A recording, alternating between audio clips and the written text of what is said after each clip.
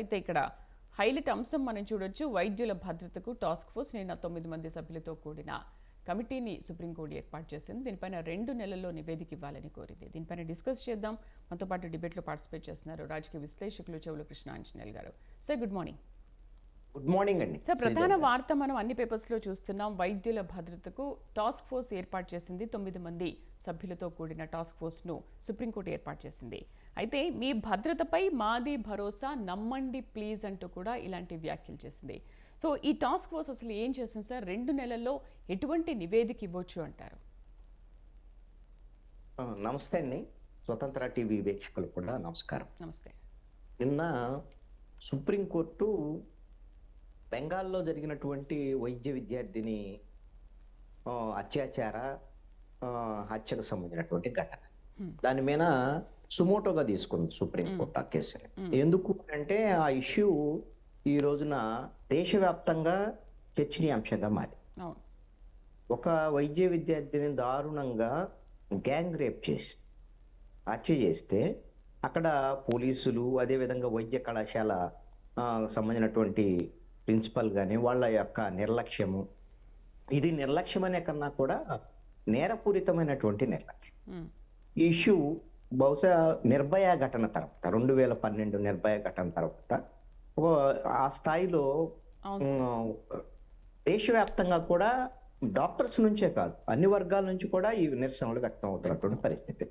ఇది ఒక రకంగా రాజకీయపరమైన అంశాల విషయంలో కూడా కేంద్ర ప్రభుత్వము, బెంగాల్ రాష్ట్ర ప్రభుత్వానికి సంబంధించినటువంటి అంశంలో కూడా మాటల యుద్ధం కూడా నడుస్తున్నటువంటి పరిస్థితి. ఈ నేపథ్యంలో సుప్రీంకోర్టు దీన్ని సీరియస్ గా తీసుకున్నటువంటి పరిస్థితి ఉంది.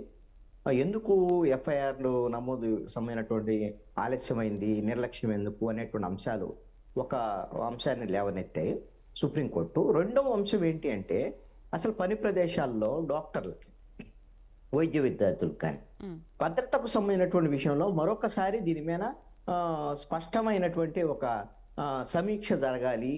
ఎందుకు ఇలా జరుగుతున్నాయి అనేటువంటి దాని మీద సుప్రీంకోర్టు ఈ నేషనల్ టాస్క్ ఫోర్స్ ని ఏర్పాటు చేయడం అనేటువంటిది జరిగింది.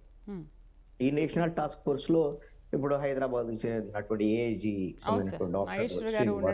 డాక్టర్ శ్రీనివాస్, నాగేశ్వర రెడ్డి గారు ఉండటం. ఎందుకంటే ఈ టాస్క్ ఫోర్స్ ఏర్పాటు చేసేటువంటి విషయంలో సుప్రీంకోర్టు తీసుకున్నటువంటి జాగ్రత్త ఏంటంటే అన్ని ప్రాంతాలకు సంబంధించి, ఇటు దక్షిణాది అటు ఉత్తరాదికి సంబంధించినటువంటి అన్ని ప్రాంతాలకు సంబంధించినటువంటి ముఖ్యమైనటువంటి ప్రముఖ డాక్టర్లని ఈ టాస్క్ ఫోర్స్ లో ఉంచారు. ఈ టాస్క్ ఫోర్స్ స్టడీ చేసి అసలు ఈ ఘర్షణలు నివారించడానికి ఉన్నటువంటి మార్గాలు ఏమిటి, ఎందుకు డాక్టర్స్ మీద దాడులు జరుగుతున్నాయి, ఈ దాడులు నివారించడం, ఆసుపత్రుల మీద దాడులు జరుగుతున్నటువంటి సందర్భాలు కొన్ని ఉంటున్నాయి. దీన్ని నివారించాలి అని అంటే ఏ విధమైనటువంటి కఠినమైన నిబంధనలు కొన్నిటినైనా సరే సుప్రీంకోర్టు రేపు పొద్దున వీళ్ళు నివేదిక ఇచ్చిన తర్వాత, వీళ్ళు ఒక స్టడీ చేసి నివేదిక ఇచ్చిన తర్వాత సుప్రీంకోర్టు దాన్ని గైడ్ లైన్స్ ఫామ్ చేసి అన్ని రాష్ట్రాలకి దానికి సంబంధించినటువంటి అమలు కోసం పంపించేదానికి అవకాశం ఉంటుంది. ఇప్పటికే ఆసుపత్రులకు సంబంధించినటువంటి ఆసుపత్రుల మీద దాడులు, అదే విధంగా డాక్టర్స్ మీద దాడులకు సంబంధించి కొన్ని ఆదేశాలు ఉన్నాయి న్యాయస్థానాల నుంచి. కానీ వాటిని సరిగ్గా అమలు చేయకపోవటం వల్లే ఈ విధమైనటువంటి పరిస్థితులు వస్తున్నాయి, డాక్టర్స్ కి రక్షణ ఉండటం లేదు అనేటువంటిది చర్చ జరుగుతుంది. ఈ నేపథ్యంలోనే సుప్రీంకోర్టు ఈ నిర్ణయం తీసుకున్నటువంటి పరిస్థితి ఉంది. వీళ్ళు ఒక నివేదిక ఇచ్చిన తర్వాత సుప్రీంకోర్టు గైడ్ లైన్స్ ఫ్రేమ్ చేసి అన్ని రాష్ట్రాలకు పంపించేదానికి అవకాశం ఉంటుంది. నిన్న సుప్రీంకోర్టు కూడా ఒక విషయాన్ని గుర్తు చేసింది. అంటే 1973లో అరుణా షాన్బాగ్ ఉదంతం ఏ విధంగా జరిగిందనే విషయాన్ని కూడా, 40 ఏళ్ళు మంచానికి పరిమితమైంది, తర్వాత 2015లో న్యూమోనియాతో తను చనిపోయింది.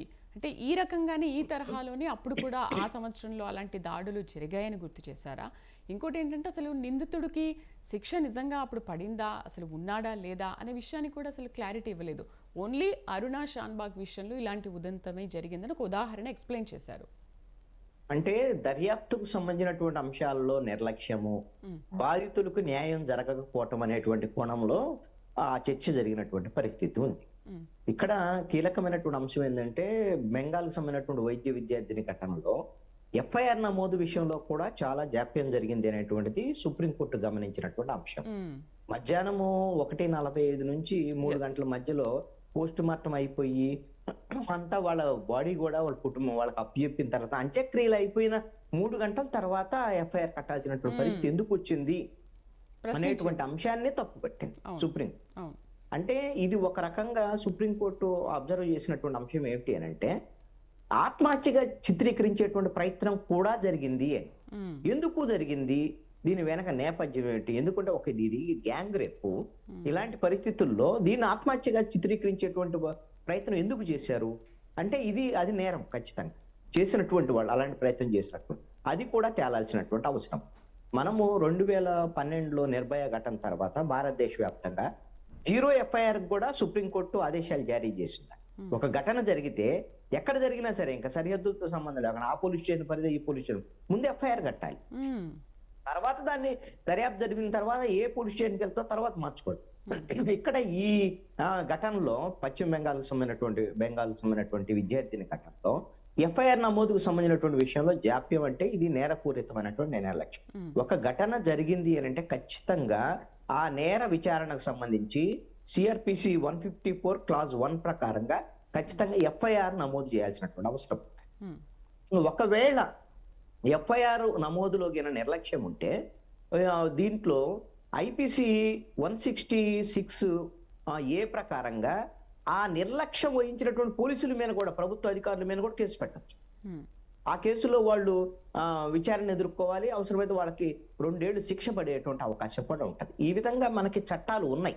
కానీ అక్కడక్కడ ఇంకా కొంత నిర్లక్ష్యం అనేటువంటి జరుగుతుంది. ఇలాంటి ఘటనల్లో ఈ విషయం ప్రజల నుంచి తీవ్రమైనటువంటి వ్యతిరేకత వచ్చిన తర్వాత ఇలాంటి అంశాల మీద మళ్ళీ ఒకసారి చర్చనీయాంశం అవుతున్నటువంటి పరిస్థితి అయితే ఉంటుంది.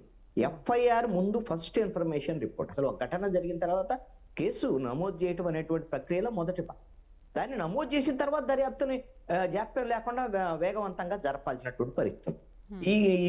ఇప్పుడు జరిగినటువంటి వైద్య విద్యార్థిని కేసులో ఎఫ్ఐఆర్ కట్టడమే నిర్లక్ష్యం అయితే, ఆలస్యం అయితే, రెండవది ఏంటి అని అంటే ఆ గ్యాంగ్ రేప్ ఆత్మహత్యగా క్రియేట్ చేసేటువంటి చిత్రీకరించేటువంటి ప్రయత్నం జరగటమే దీని వెనక ఏదో కుట్ర కోణం కూడా ఉండి ఉండొచ్చు అని సుప్రీంకోర్టు అనుమానపడుతుంది. ఇవన్నీ తేలాల్సినటువంటి అంశాలు. ఈ టాస్క్ ఫోర్స్ మాత్రం, నేషనల్ టాస్క్ ఫోర్స్ మాత్రం స్పష్టంగా ఇప్పుడు దేశవ్యాప్తంగా ఇప్పుడు అన్ని ప్రాంతాలకు సంబంధించినటువంటి వాళ్ళు, అదేవిధంగా కేంద్ర హోంశాఖకు సంబంధించినటువంటి వాళ్ళు, వీళ్ళందరూ కూడా ఈ టాస్క్ ఫోర్స్ లో ఉన్నారు. ఈ టాస్క్ ఫోర్స్ ఎందుకు ఈ ఘటనలు జరుగుతున్నాయి, దీనికి నేపథ్యం ఏమిటి, జరగకుండా నివారించడానికి మార్గాలు ఏమిటి అనేటువంటి దాని మీద కేంద్ర ప్రభుత్వానికి సుప్రీంకోర్టుకి సూచనలు చేస్తుంది. ఒక కమిటీ నివేదిక ఇస్తుంది. దానికి అనుగుణంగా సుప్రీంకోర్టు డెసిషన్ తీసుకునే దానికి అవకాశం